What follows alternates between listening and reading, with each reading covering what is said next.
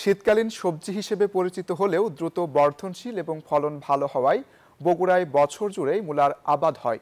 কম খরচে লাভ বেশি হওয়ায় খুশি কৃষকরা। সুষম মাত্রায় সার ব্যবহার করে নিরাপদ ফসল উৎপাদনের পরামর্শ দিচ্ছে কৃষি বিভাগ। আব্দুস সালাম বাবুর তথ্য ও ছবিতে ডেস্ক রিপোর্ট।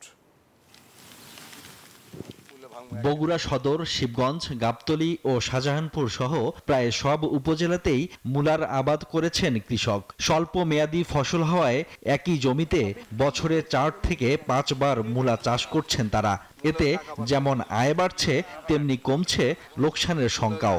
আগের চেয়ে মূলার চাষ এবারে খুব বেশি আর কি। এলাকার ভেতরে আমি যা দেখতেছি একেবারে যশোপাড়া পর্যন্ত এই এলাকা গোটালটাই খালি মূলারই খ্যাত বেশি। বিঘা প্রতি গড়ে 10 থেকে 20 হাজার টাকা খরচে আয় হচ্ছে প্রায় দ্বিগুণ।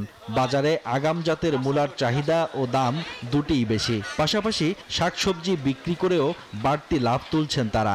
মূলার চাষ ফলন বেশি আর দামে বেশি। বিঘাকে আপনি 40,000-50,000 টাকা বিক্রি করা যায়। বান্ডেল থাকলে প্রতি সেনমানিতে টাকা বাঁচবে। বিকাশ সেনমানি বান্ডেল কিনে জিতুন প্রতি লেনদেনে। খরচ হয় 20-22,000 টাকা। মূল্য আল্লাহর রহমতে ভালোই আছে মূল্য।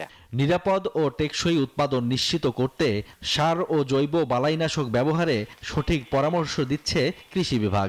জৈব বালাইনাশক ব্যবহার করে এই মূলাটিকে নিরাপদ সবজি হিসেবে উৎপাদনে কৃষকদেরকে পরামর্শ দিয়ে যাচ্ছি, যেন আসলে এটি দিন দিন আরো জনপ্রিয়তা পায় এবং বগুড়ার আগাম মূলা সারা দেশে একটি ব্র্যান্ডিং ফসল হিসেবে পরিচিতি লাভ করে। শীত মৌসুম সামনে রেখে নতুন করে 2800 হেক্টর জমিতে মূলার আবাদ হয়েছে। গোটা বছরে প্রায় 4000 হেক্টর জমিতে মূলা উৎপাদন হয়। Desk report, news 24।